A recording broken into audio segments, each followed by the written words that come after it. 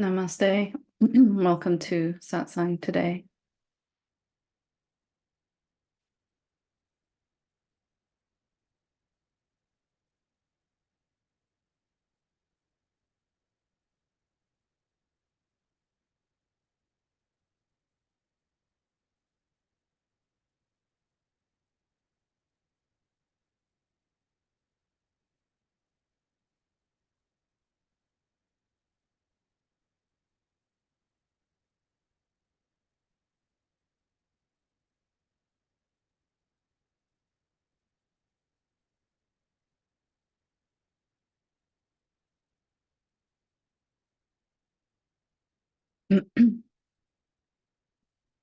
So, as always, let's start with why we're here, which is to recognize the truth of our essential nature and to not only recognize it, but to experience it, to come to know it directly. And this is different than, excuse me, hearing about the truth from someone else or reading about it in the scriptures or remembering a previous experience, a momentary glimpse of that truth that you might have had.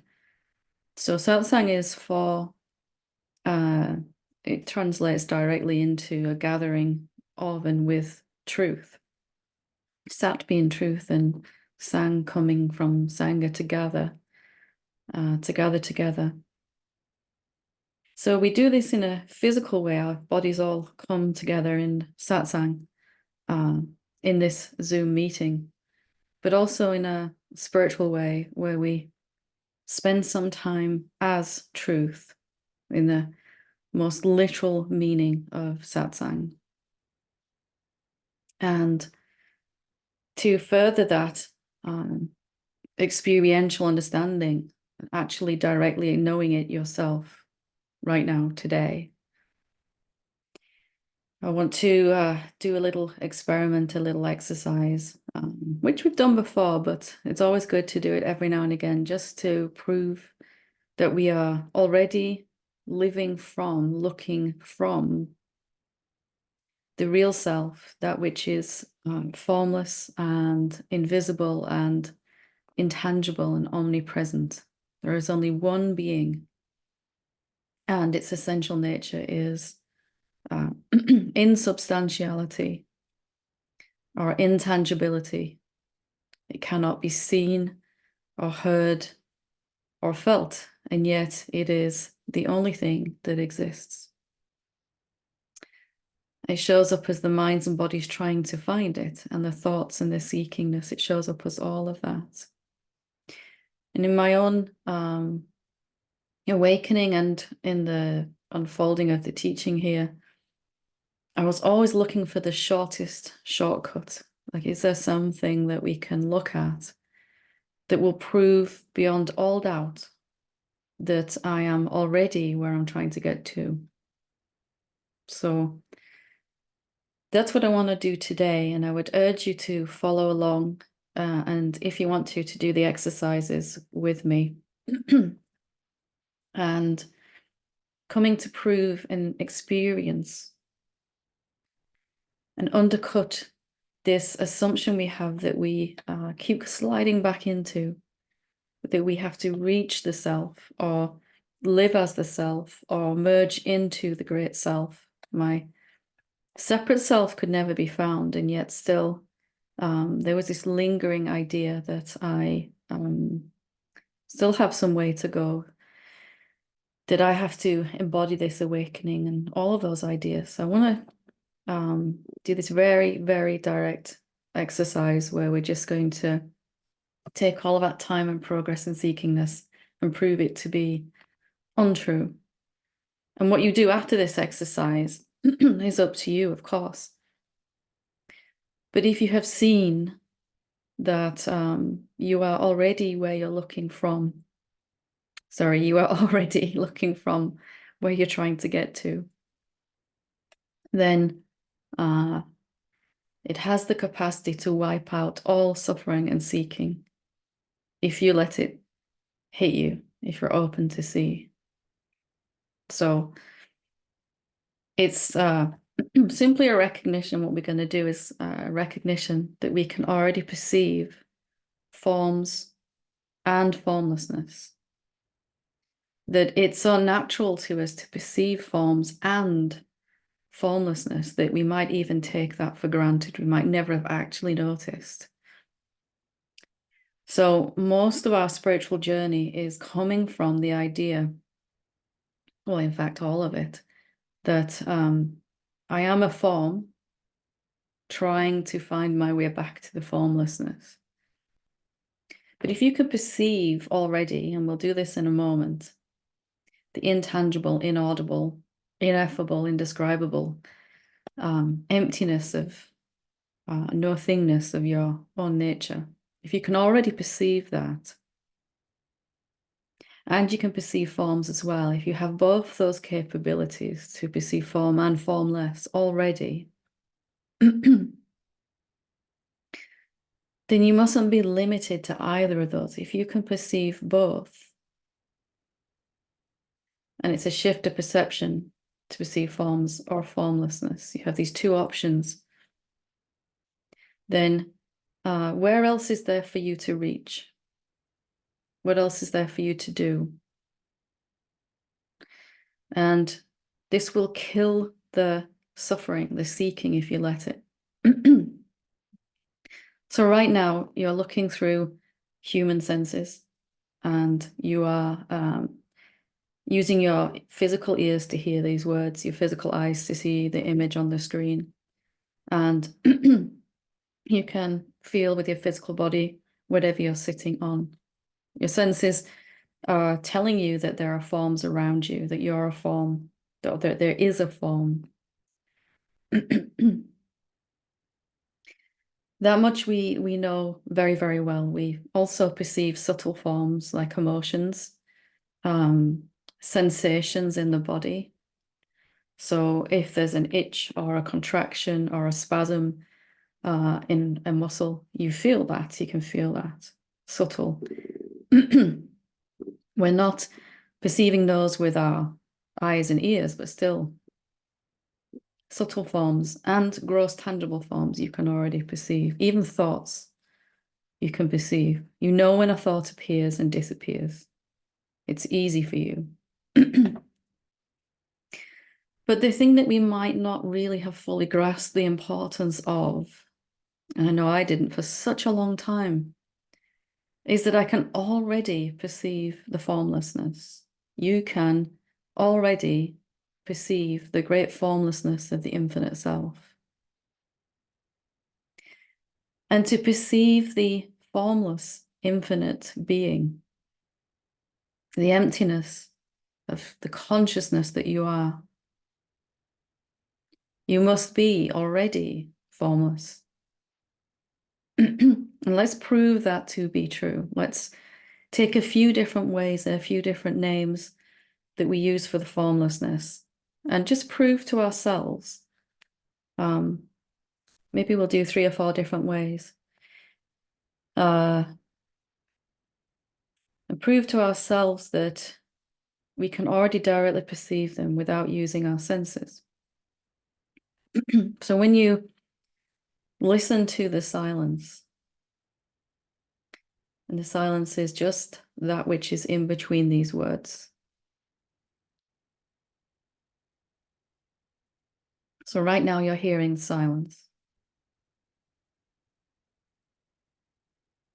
And in fact, the presence of the words help contrast sound. And then silence is more evident when the sound stops.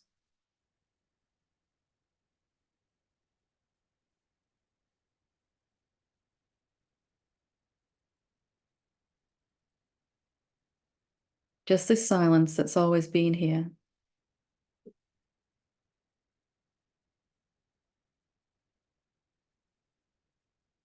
And the words, the words are being heard with your physical ears. Your physical ears are like satellite dishes that pick up vibration. They're shaped to collect a vibration that we call sound. But how are you hearing silence, which is no sound?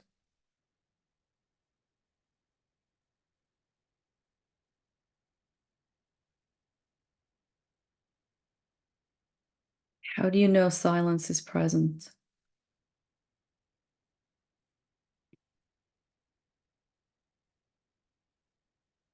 We could even put our fingers in our ears.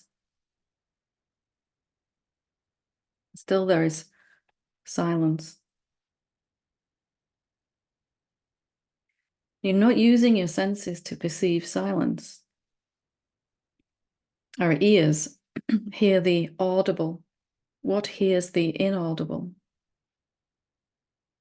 There must be some other faculty about you already that can hear the inaudible, that which is utterly silent. Just asking yourself right now, how are you hearing the silence? When I stop talking, how do you know silence is there?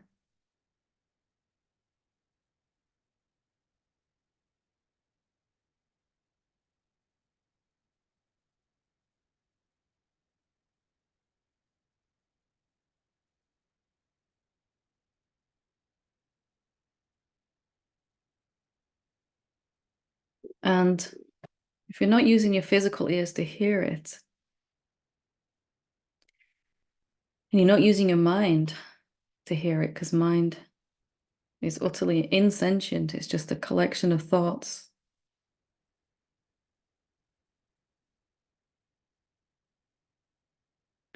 And there must be something inside you already that can recognize formlessness. Here we're using this word silence. But where is silence? Is it a thing you can listen to? Is it an object? Has it changed since you first started hearing it? So proving that you're not using any part of your mind or body to hear the silence. Already, there's something about you that can hear that which makes no sound at all, but can appear as sound.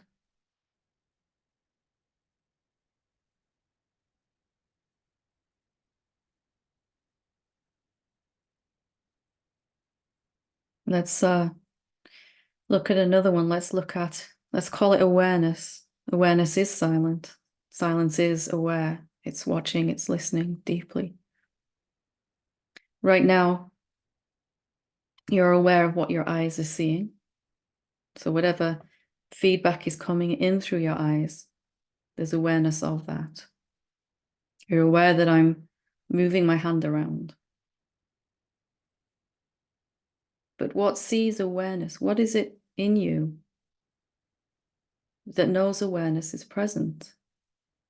There's awareness of these words, awareness of what your eyes are seeing, awareness of how the seat feels as you're sitting, awareness of whether the body is cold or hot or tired or agitated. Awareness is here. How do you know? Can you see it with your eyes, your physical eyes, awareness?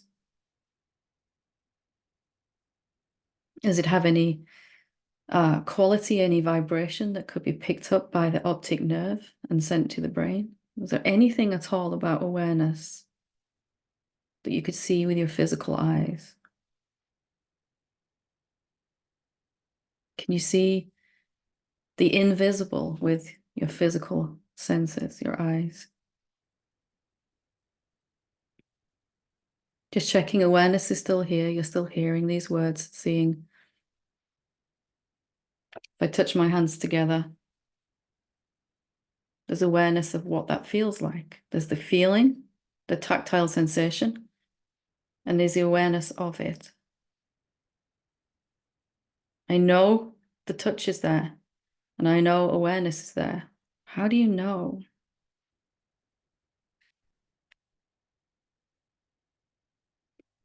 It's just to come to recognize that you can already see the invisible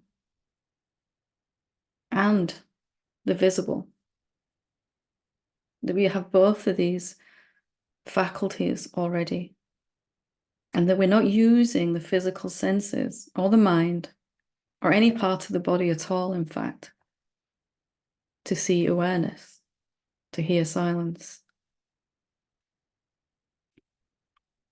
Just take a moment now to really check out how you're recognizing awareness. Have you ever looked at that? How do you know it's here? When I ask people that, they go, well, I just know. It's just here. It's so clearly here. Yeah, but how? How do you know? I'm like that annoying 3-year-old child and always asking how. How do you know it's here?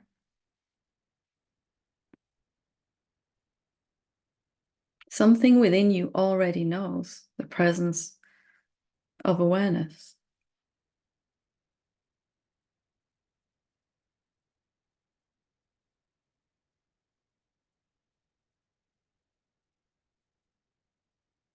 Something which is beyond the world of form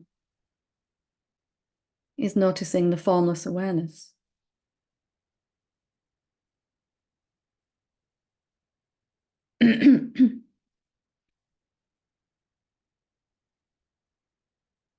So let's move on to another one.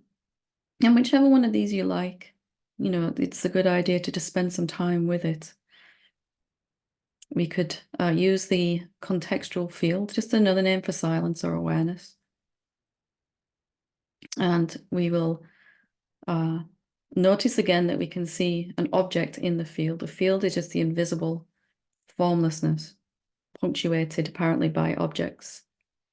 And with our senses, we can see the content of the field, the objects appearing inside the field, the room and everything that is appearing in it is sitting inside some greater space of being. Contextual field, we're going to call it. So noticing that object with your physical senses, your body, your hand, anything. Object in the room. You can look at the device you're using to watch this on. And then noticing the empty space around the object being the content, and the empty space being the context, the contextual field around the object. So around the laptop I'm using to do this, there's invisible intangibility that we just call empty space. But again, if we zoom out a bit more, there's objects in this room, in the room that you're sitting in. But the room itself and everything in it is also sitting inside some greater space, isn't it? If we took the room and everything else away, there would just be this empty nothingness, which would be stunningly evident after we removed the room and everything inside it. How do you know that emptiness is there, that contextual field, that invisible, intangible field? It's not something you can pick up. It's not something you can see with your eyes. It doesn't have any sound, and it doesn't have any smell. Totally without quality or anything measurable. Not recognizable by these vibrational collectors, the senses, the human senses. How do you know it's here then?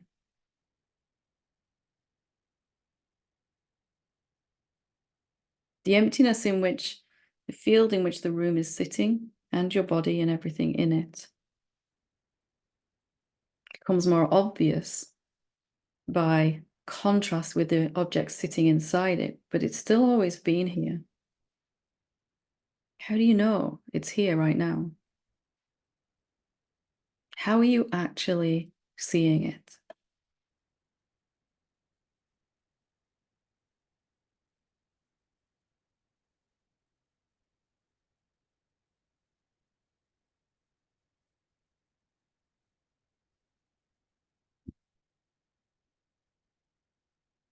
When you look through the senses, you can perceive form. When you look directly, you see formless. But you can already immediately do both.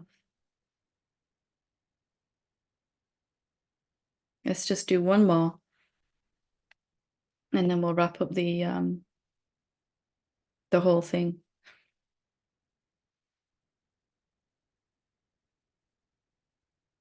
Let's use the sense of beingness.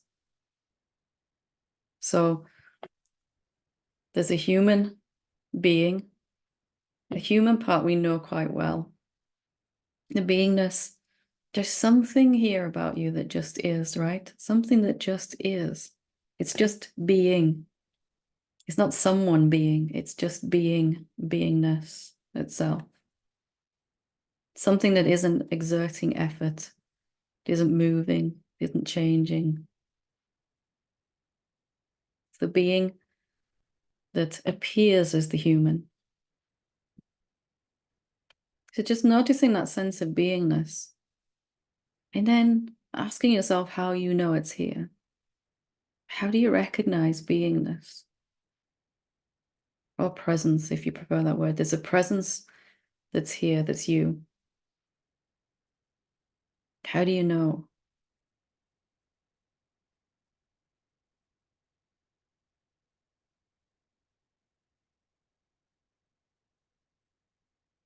How do you recognize beingness? You can't see it with your eyes. Certainly can't hear it.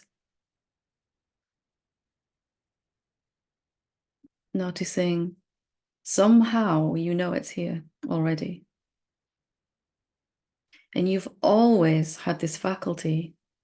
When we find ourselves in satsang, we suddenly recognize that we can recognize beingness. But we have always had that capacity.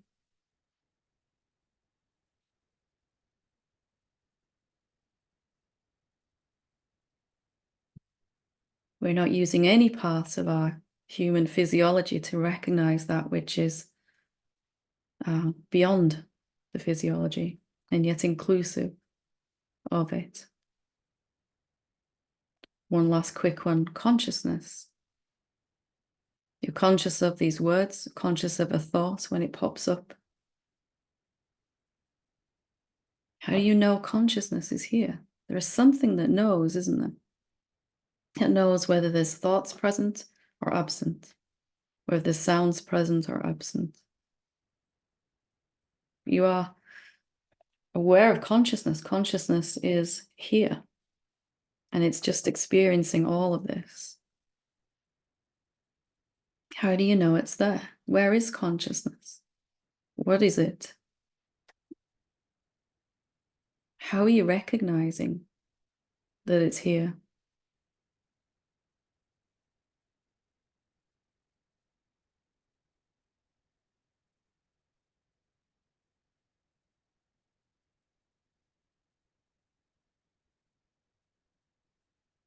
So we could do a lot more of these, just different names and ways into recognizing what's always here.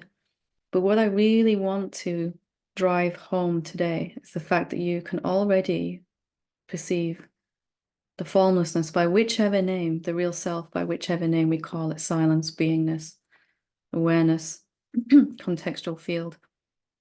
You can already effortlessly perceive it. Is it hard work to hear the silence when I stop talking?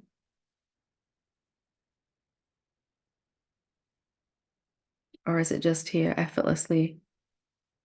You notice it's here effortlessly.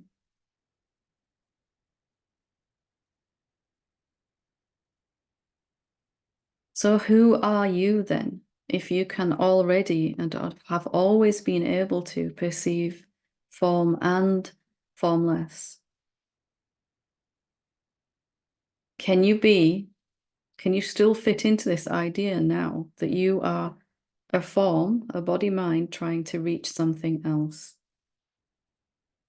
If you are standing somewhere where you can perceive both form and formless already, can you be limited to either one? Most of all, can you still believe that you have some far journey to complete before you can recognize who you are? Can you still give validation to this idea that you are seeking something greater you're seeking the formlessness from the form, from the body-mind vehicle. You can experience yourself as a body-mind vehicle. It's fun. But just not to buy this idea that you're using the body-mind vehicle and that you're the one seeking. You are already standing somewhere where you can perceive form and formless, silence and sound, beingness and human, awareness and what we're aware of. You can see awareness and the objects we're aware of. You can see consciousness and what you're conscious of. You can see the contextual field and what's appearing in it. You can see awareness, you know it's here somehow. And the thought that says, I need to reach awareness. You see both of those equally. I need to be awareness, says thought. I'm getting closer to awareness, says thought. You even see the thought, I am the awareness, from the awareness. So who are you then? Who are you? Can you still look at yourself the same once you realize what we're looking at here, that you can already, and perhaps are just noticing now, wow, I can already perceive formlessness.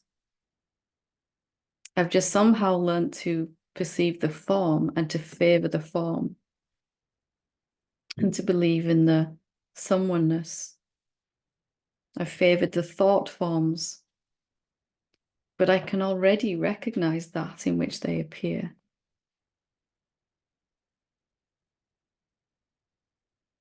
You are this mysterious whatever you are. I don't know what you are. I don't know what I am, but I know there is something amazing about you that can already perceive formlessness. That capacity is so innate to who you are that you perhaps have never actually noticed. This is something that you can do already, see. And it's really important to get this, because otherwise we're going to go back to this idea that we're trying to get to. Well, pick form or formless. Instead of sitting nicely in the middle, I can perceive either. I can perceive form when I look through my senses. I can perceive formlessness when I look without my senses, as we've been doing. Already you can do that. You're already having the same experience that I am. Have you noticed?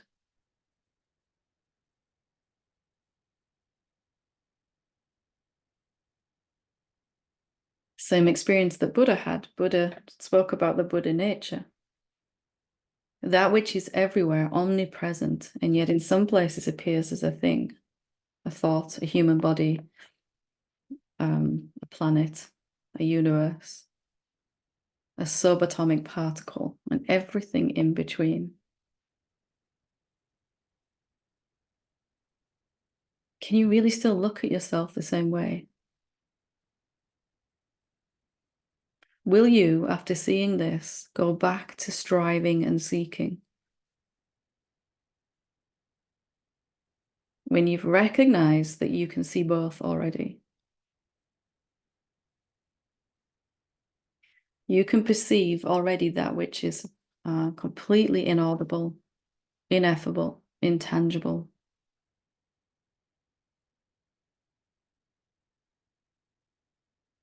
Only the self can recognize the self.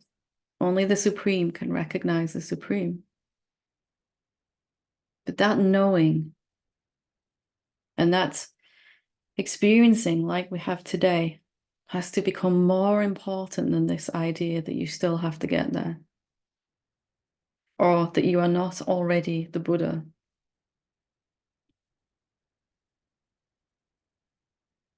And that is up to each one of us to shift our allegiance over. Even if you've seen it for a brief moment today, you can't quite go back to the old way of seeking with as much passion. And when you do go back, because we probably will for a while, to this old idea, it will hurt. It will be too small. And it'll hurt, which is good because it pulls you back out of it. It's like the alarm clock ringing, right? When you're dozing, it shocks you back into reality. What would it mean for your spiritual journey if you were already looking as the formlessness and able to easily shift perception to look at formlessness or form? What would that mean?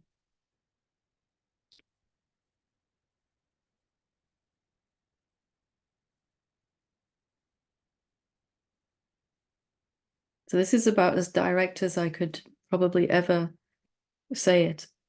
Because of that, there might be a lot of resistance to it. And that's normal.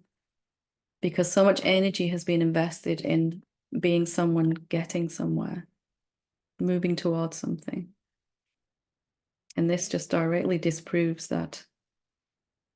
I'm already looking from where I'm trying to get to.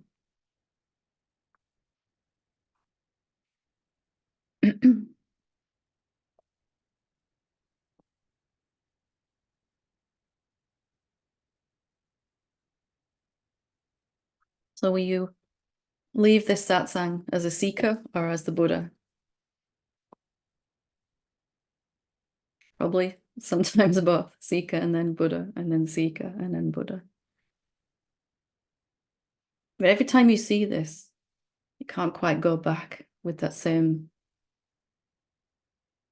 capacity to believe and suffer. So it just becomes a matter of seeing that you're already seeing again and again.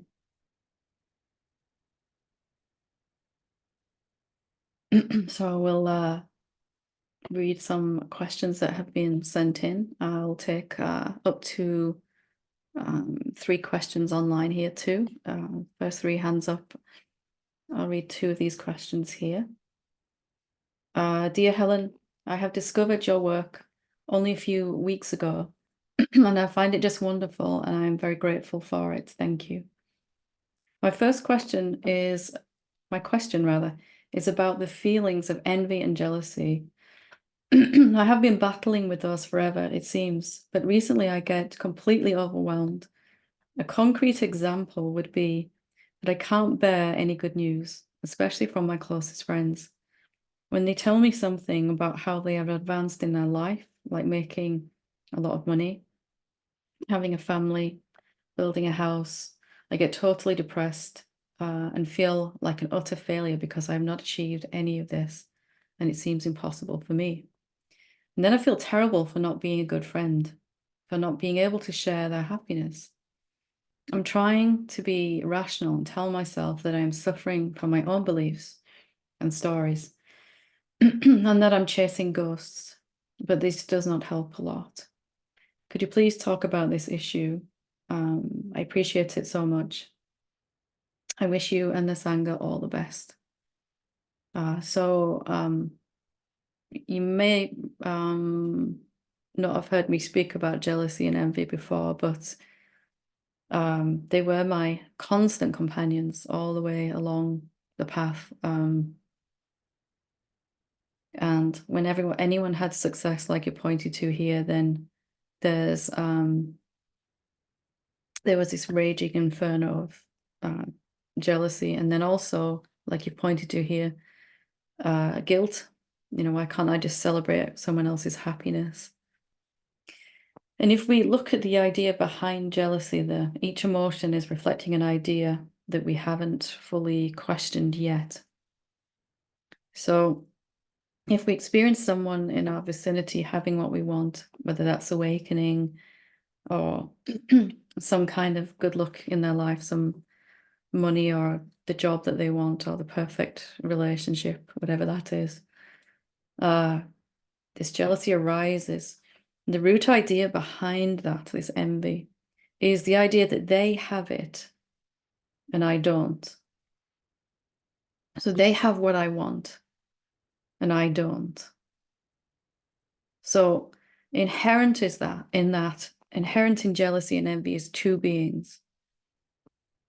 Someone who has it and someone who doesn't. When I really started to understand this, I could let go of a lot of guilt because it wasn't really the jealousy that I was suffering from, it was the separation.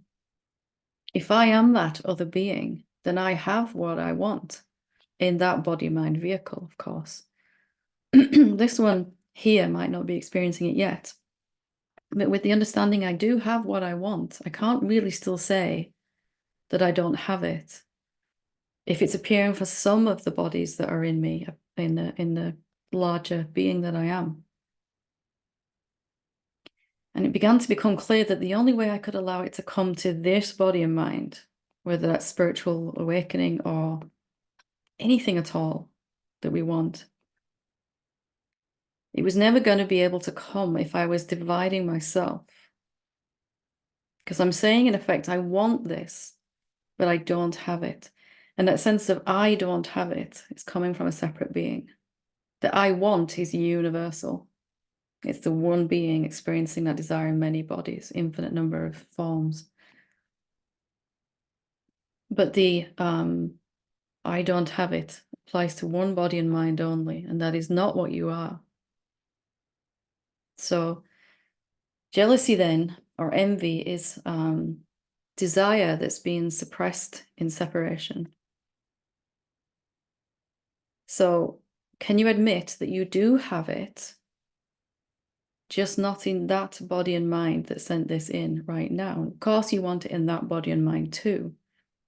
And it's a huge step forward to being able to actually allow it to happen when you recognize.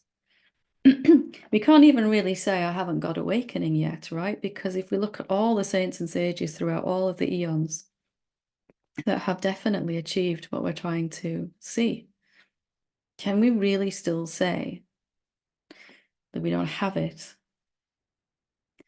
About the most we could say is it hasn't happened, appeared in this body and mind yet. That's about as truthful as we can be. To say that we don't have it is a lie, because it's separating us into one body and mind, and it can never come from there. We're asking, in this example, for awakening. It could be money, like building a house, like you've said. Can you actually allow that? Recognizing clearer and clearer, I am the one being, and then dividing yourself into a separate being artificially. When you say, and that's why jealousy feels so bad. Jealousy is not actually different than desire. Desire, when it's exciting, you know, like Christmas Eve feeling, I'm really, really excited. This thing is just gonna, that's how desire should feel. But jealousy and envy are when that pure feeling of desire is squashed by the idea of separation. That's why it hurts, the separation. Not that they've actually got it. It's the fact that you're dividing yourself really emphatically in those moments, right? You have it, I don't. It can never really come from there. In fact, it's quite amazing that we ever receive anything that we want when we think we're separate beings. Such is the power of reality. So look at the separation instead and see if you can still really truthfully admit, tell me that you don't have it. If one body-mind vehicle that's ever been, ever existed or exists right now has what you want, then you have to admit, I do have it as the universal being. I just would like it to also appear here. And that's a softer energy that actually allows you to get what you want. I'll just go to one more, and then I'll go to lean in a minute. I've been on the journey for 30 plus years and love Helen's teachings for the last few years. I've never had the realization of self. So I'm only there conceptually. Right now, I find myself in a very deep, paralyzing depression. Everything that used to give me joy no longer does. I find I don't want to do anything, even things I need to do. I feel lost. A person who was an achiever, doer, never procrastinated, etc., is gone. But there's nothing to replace her. I've not had a taste of truth, so I have no direction, only a belief, though very slight belief that there's something else. I'm lost, hopeless, depressed, wandering aimlessly. Please share a pointing for me. Thank you. So I'm guessing you want me to be really direct, so I'm going to be really direct, because that's what I would have wanted when I was depressed and wandering aimlessly, which, yeah, there were many boring years like that. Are you lost, hopeless, depressed, or are you aware of those feelings? There's awareness of those feelings. Something knows. The body feels terrible. It's got all these really low frequencies, but you are also aware of them. You cannot deny that. Something knows those feelings. You say you've never had a taste of truth. There it is, noticing the awareness. If I speak this sentence, something knows what your ears are hearing. That's a taste of truth right there. It's the same truth that I'm experiencing right now. The only difference is it's not valued so much when so much energy is going towards the phenomena. The identification is very strong in thoughts only. I am lost. I'm hopeless. I'm depressed. I'm not advocating for a second that those feelings are invalid.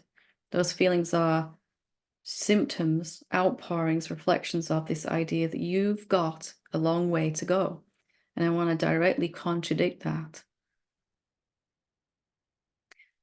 As you listen to this, look at your body and notice the emptiness between your hands. There's a taste of truth. Just like we were doing before I started with the questions. Will you value that more than these feelings? I know you will, I know you want to, but just to be really direct. All of the energy wants to go to how to find direction, how to find purpose again, how to get rid of these feelings. Well, can we redirect that to that which is aware of that struggle and search? And bringing it back again and again and again and again. And this is what meditation is, the way I'm describing it. And there's a whole lot of guided meditations on the YouTube channel. There's a whole playlist of ways to bring your attention away from phenomenality and back to that which is real. If this journey has taught you anything of the 30 years, which I'm sure it's taught you a lot, like it did for me, it's that doing it that way is not working, right? It's not working. That much we have to admit. So bringing attention back to that which is real is the only way out of this. And self-inquiry is even faster. Can you find an entity who's lost, depressed, and wandering aimlessly? And again, there's a whole list of self-inquiry videos on the playlist on the YouTube channel. So the recognition of truth is already well underway, and that's why the separate being, the idea of a separate being, which is just a bunch of thoughts, is falling apart. The person who is an achiever, doer, never procrastinated, etc., is gone. It's not gone. It was never there. There's a huge difference. There's an energy of seeking, but is that the same as a seeker? The seekingness energy is diminishing. And when you say there's no direction, what you're pointing to is stillness. That which has no direction. When you say there's no urge to do anything, what you're recognizing is the effortless being. But our mind takes this recognition and makes a problem out of it. And the motivation to do anything at all never came from a separate being that did not exist. It never came from there. So this switch over is not even a switch over. It's just a clear seeing of what's always been so. and I'm being really direct here because I would have really liked someone when I was in that place that could really just kind of shake me up a bit and, give me a little bit of a, I don't know, a short, sharp shock to snap me out of it. So the person was never there. This is the thing that really needs to be recognized. It's not gone. You haven't gotten rid of it. It was never there, which means it's always been the real being that you are experiencing, the infinite being. To say that you don't have an experience of truth or a seeing, do you still want to hold on to that? Yes, it didn't come with bliss and peace and all the bells and whistles that we hear about, but do you still want to hold on to that? And if you do, can you ever have the bells and whistles and the peace? So all that's happening is the seeking energy is disappearing and you're switching into spontaneous mode. When the body needs to eat, it will eat. When it needs to wash itself, it will do that. When it needs to use the bathroom, it will do that. When it needs to go to work, it will do that. There might not be the same impetus. I'm going to work so that I earn money so that I'm safe. That's gone. I'm just going to work. I'm not coming to satsang to try to wake up and reach the truth. I'm just coming to satsang. I don't even know why. That's the infinite self already. So just, I'm trying to smash through some well-beloved concepts here, and hopefully you'll let my words smash them for you. Okay, I could go on for an hour, but I'll stop. So, Lean, when you're ready. Hi, you're still muted there. Yes, hello. Hi, Helen. There, okay, wonderful. Hi. How are you doing? Well, a little nervous to be in front of the camera every time, but it's okay. Let's just pretend it's just you and me. How about that? Yeah, I have a question. It's that I feel some kind of confusion.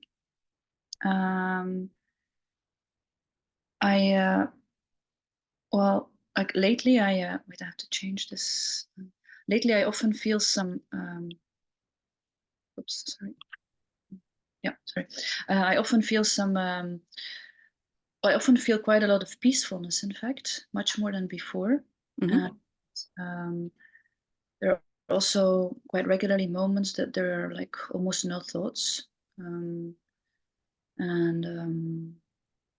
like sometimes I just see the body move by itself or the thoughts come up. I mean, also regularly not, but also sometimes it is like that. And so things are a lot nicer than they used to be. It's really very nice, a lot more peaceful, in fact. Um, and I also often feel that, yeah, just this kind of feeling that I don't really, there's nothing to do. Like before, I often had all kinds of ideas of all kinds of things that I wanted to do and to reach, and this has been falling away a bit, which is really nice, but also a little bit strange because it's a different way of living. Mhm. Um, and but so I'm super grateful that there's much more space and silence and peacefulness. Um, and the confusion is, well, for example, well, I don't know if it's a good example, but I sometimes rewatch or re-listen to satsangs, and I rewatched the satsang from last week, and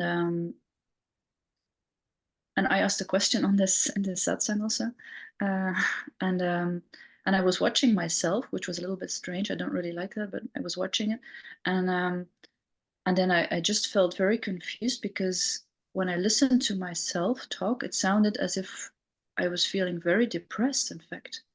Um, and I thought, like, I don't recognize this experience.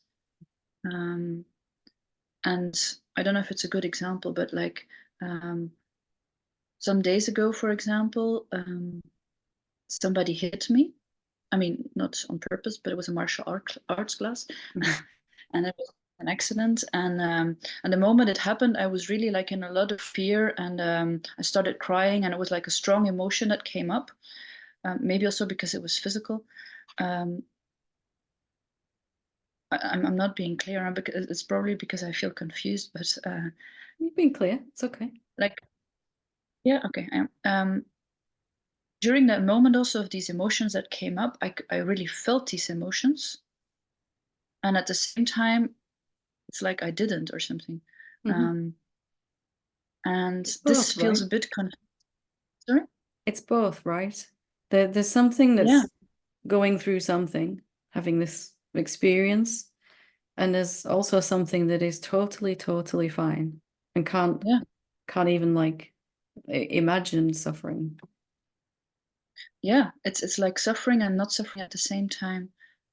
And it's also, I was so confused when I looked at myself asking this question last time, and uh, yeah, I don't know. Maybe that's just what it is, but it's both at the same time. Maybe it's not confusing, but it feels a little bit confusing. It can be Uh, confusing in those moments of clarity because there's a deepening recognition that this that's suffering, having the negative emotions and all of that, or the fear when um, it's an old idea I had about myself, and it seems more and more distant as I recognize who I am. mm, And it seems like at first it feels like I'm seeing that's not me. That's not me. I'm the one who's here, like never suffered and is totally free already. And it feels like I'm switching over identity from this sufferer to this which is completely free. But as that continues, it's actually recognized to be there's no switchover going on. I'm just seeing that I've always been this. There's no change of identity even happening. I'm just recognizing mm. where I've always been looking from. This separate sense of self has always just been happening in front of me. As an So illusion. yeah, an illusion. So when it does its thing, it's like I can't even really understand that sometimes. Like what is it doing? Like why is it doing that? And it happens as the sense of who you are really deepens. There's less of a feeling that I'm coming out of illusion and more of the recognition that I've never been lost. Mhm. And the separate self just doesn't really make sense from there. It's like, how could I ever imagine myself to be a small, limited being? Like, how did I ever entertain those ideas?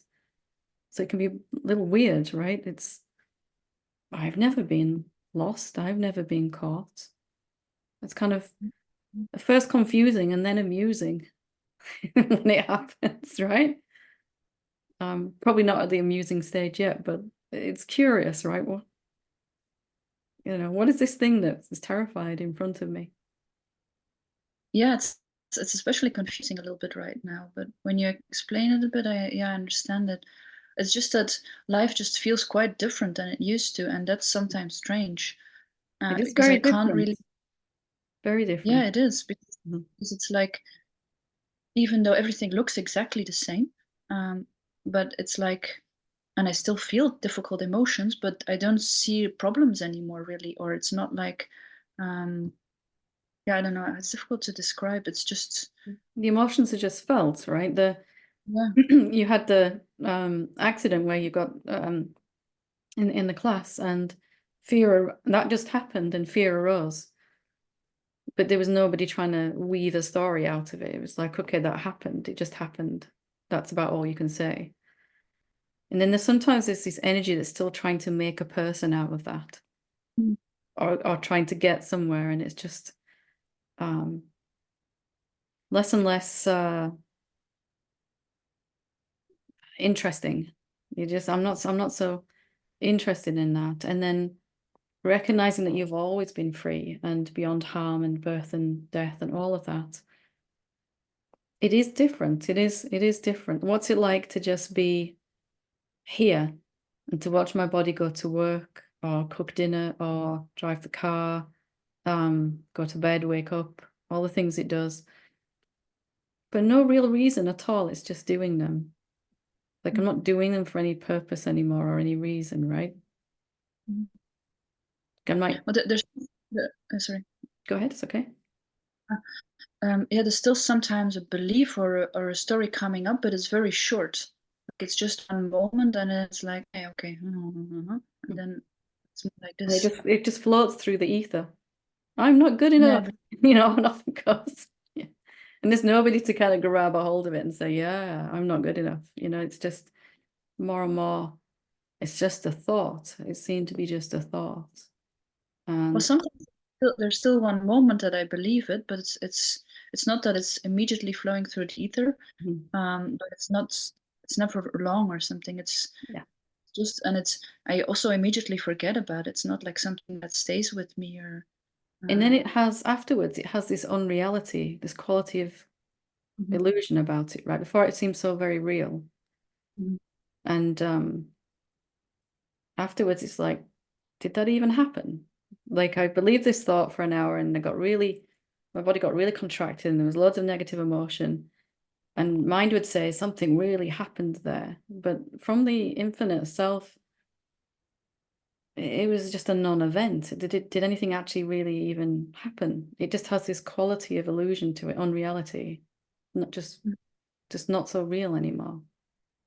So you have this kind of intense experience of lots of emotion going on, but also that which is just totally detached from it and cannot suppress it, would not suppress it. And it's a different place to stand from, isn't it? It's where we've always been standing from, but just seeing it and living like that is,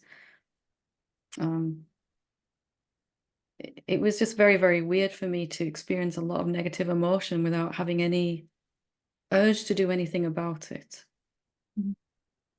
It's like, okay, yeah, that's just what's happening right now, isn't it? And it takes a little getting used to because we're so used to trying to get rid of stuff and trying to get stuff, this constant thing. And I'm just here, and what's happening is happening, and that's about all I can say afterwards. And Yeah, that's often the feeling I have. I'm a bit like, well, there's nothing to do. and you know, when I would have these big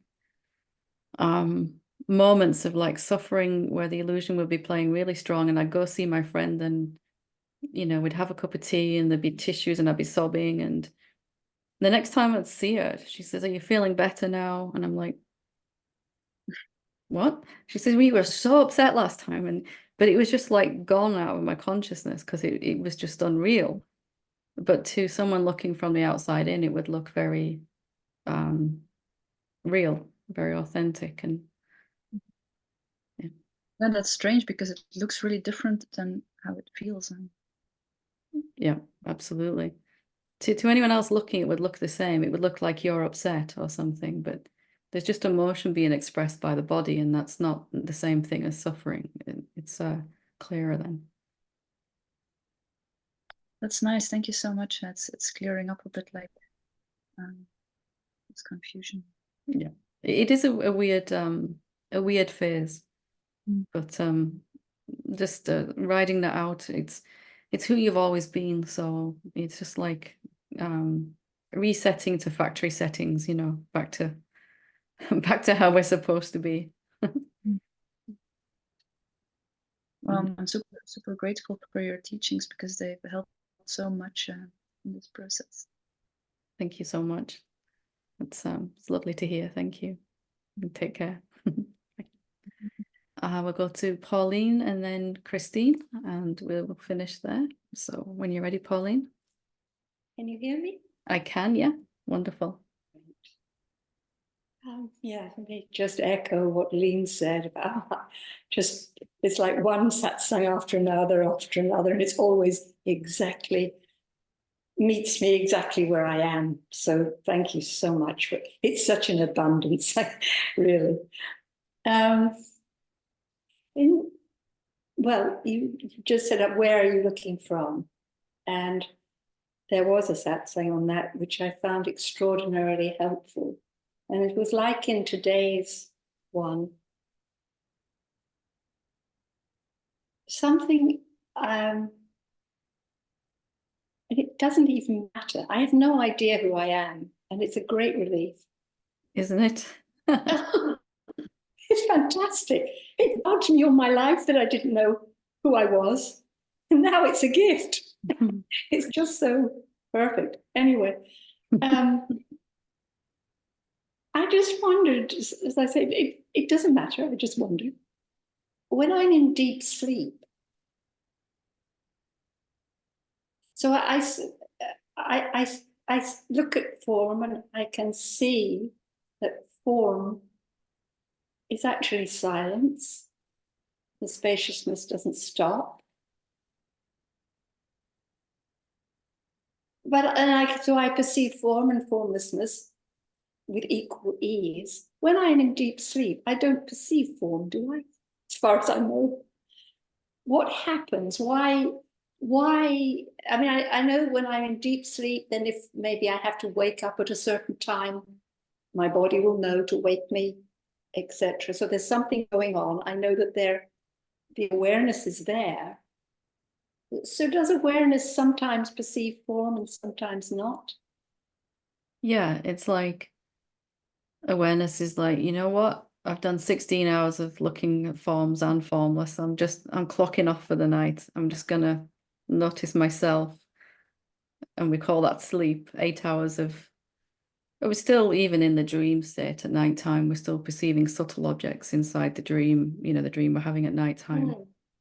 But mostly it's, you could say the waking state is where awareness is interested in form and formless. It's both its aspects. The dream state, a little bit of form, but not so much. Deep sleep, it's just, I'm done with phenomenality for a little while. Just not interested. So when I'm done with this body, let's say there don't seem to be any problems, but would one always experience some kind of some kind of form, not necessarily a human body, maybe, just out of sheer curiosity? Do you rephrase the question for me? Sorry. Is it always karma that pops people back, the belief in karma that pops people back into a body, or is it sometimes just for the fun of it? Before awakening, always karma. It's always unfulfilled desires. Desire to feel safe, to feel loved. All the things we try to get from the other people and external world. And then when we recognize, actually, it's my safety comes from recognizing who I am. I can't achieve feeling safe when I was never unsafe. I can't achieve feeling loved when I was always the source of love or love itself. So those unfulfilled desires draw us back to another physical incarnation because we start again this lifetime trying to get what we want from the outside in, the validation, the approval, the love, the safety, all of that. And finally, it turns the other way around. The recognition of who I am, all that stuff that I want is me. I don't even need to seek it then. And then once those desires have been fulfilled, I am safe. I am safety itself. I don't need to reach safety or find it. Then it's for fun afterwards. It's a choice. You might choose to have another incarnation or not, but you would do that. You would not go through that amnesia process again of forgetting everything you've realized in this lifetime, because it is the consciousness itself, the awareness itself that's recognizing itself. And then the next body mind vehicle doesn't have this dense thought structure in separation that it's got to try and push its way through. It's you could say more sattvic mind or body or whatever, or both. So before awakening, it's always driven by karma, which is just unfulfilled desire. And after awakening, it's fun. Is it curiosity, maybe? Oh, yeah. If there's another Another name for the infinite self, it would be curiosity, right? It's just so curious Right. about all of this on itself. Okay. Okay. That's lovely. Thank you so much. Lovely. Good to talk to you. We'll finish with Christine. Hey, Helen. Hi. I again, hands up. I am going to see a doctor today about some sort of seemingly kind of major health stuff that's genetic in nature, and I feel a lot of confusion. I mean, I'm still kind of in the thick of lots of seeing and sorting and all of it, as you know. But I have a lot of confusion about the sort of body piece and health stuff and how to look at that from a perspective of I don't even know how to describe what I'm asking. There's so much fear about it and like what to do and how to deal with it and how to approach it and decisions to make and all these things that seemingly need to be done um and I don't even know exactly what I'm dealing with, so that's part of it. And Yeah. the fear of that. um so just love to hear your perspective on this topic in general. Like, I'm not the body, but yet there's still stuff to deal with the body. And I wish I was coming from this from a place of, wholeness and understanding who I am, and that I'm not the body, and I don't need to be afraid, but I'm not there. So Yeah. yeah. Well, can you just let yourself be afraid and confused? Can you just feel that? Yeah. And it's totally okay to be overwhelmed and confused about how to deal with any of this. And if these kind of situations have a gift to give us, of course, we would never choose them, but anything that is feels too big for us to handle has the capacity to show us that we can get through it anyway. The worst experiences of my life showed me something that could survive all the way through it. So sometimes when something's too big to handle or feels there's so many decisions to make, I don't even know where to start. Like I every time I seem to reach some point of knowing what I'm going to do, there's a whole lot of options open up again. And if anything, that has the capacity to help us let go, right? That somehow I find my way through this, and I don't have to know how that is before it starts or while it's happening. Maybe sometimes when we live through some experience that's very difficult, then we start to see our own strength more than we ever have. And that draws out from us something that's already latent inside, but perhaps we haven't really realized was there. Something that is the real self that isn't even strong. It is strength, right? Somehow it finds a way through. It's showing up as strength. And that isn't necessarily going to be a feeling of, right, I know what to do. I'm going to do this and this and this. It would just be, I'm getting out of bed every morning. I'm still managing to find my way through this. And even strength as in, I can just be absolutely terrified right now. And rather than looking at it like most of us would, which is, this thing is here to test me. I haven't, awakened enough, and this is going to test me, and I won't pass that test. Maybe it's here to show you something that you didn't know was actually already there or hadn't fully allowed out, right? Do you have to know how to get through this?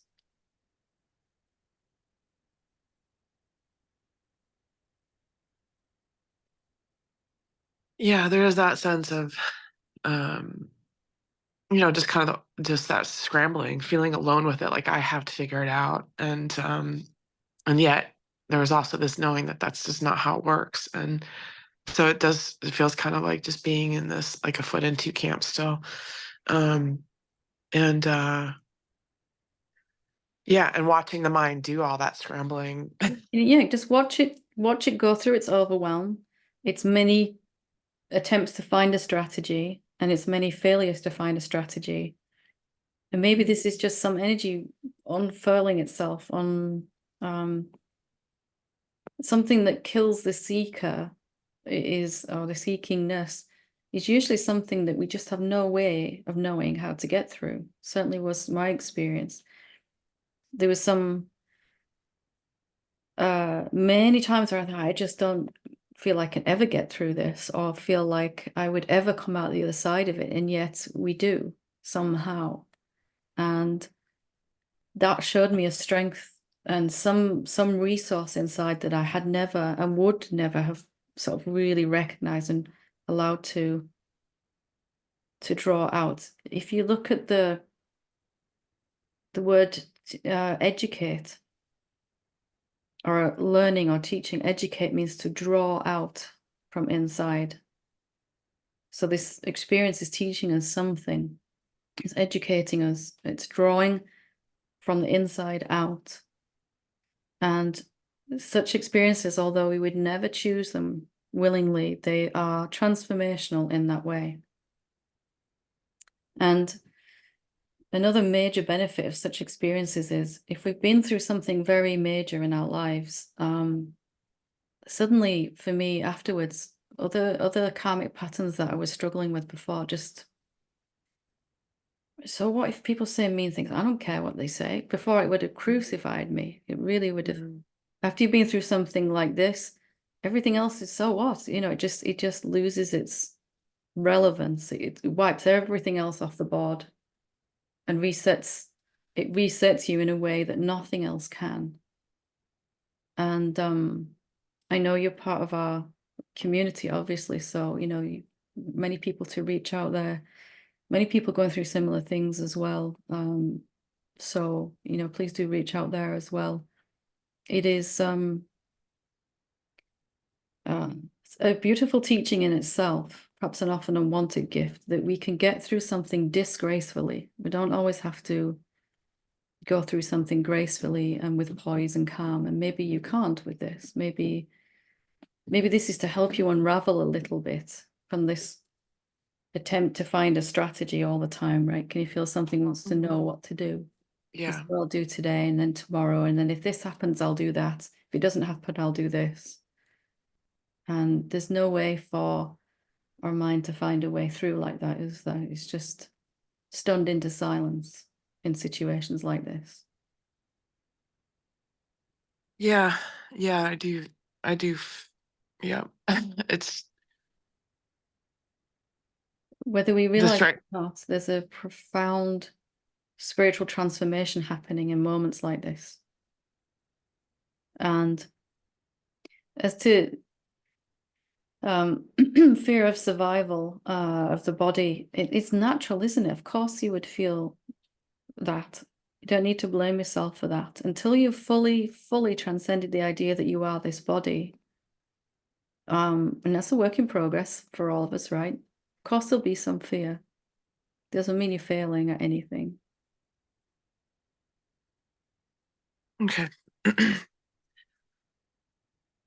So Thank you. hopefully there's something there that helps just to however you get through this is however you get through this, and you'll probably never know beforehand. And if we actually look back at any experience we've had, we've done it that way too. We just thought we followed a strategy through it. Yeah, right. Yeah, that's the thing too, remembering like it's always been this way. It's just the illusion that I had some control, or that, you know, there was something that I was doing. But yeah, it's definitely it's just exhausting. It's just feels like another thing, but it's just life. And so I have to just keep going and do the next Exhausting thing. to the Yeah. seeker, exhausting to the seekingness. It will use up all of the seekingness, and there will be only peace afterwards. Mm. It's the big Okay. finale for the seeker where there's just no way for it to find its way through this. But that which is always here and real about you will take you through it. Okay, thanks, Helen. Sending you lots and lots of love. Yeah, love to you too. Okay. So we will leave it there for today. Thank you so much, everyone, and brave sharings today. Coming back to what is real over and over again is the fastest way out of any and all ways that we're suffering. So thank you. Namaste.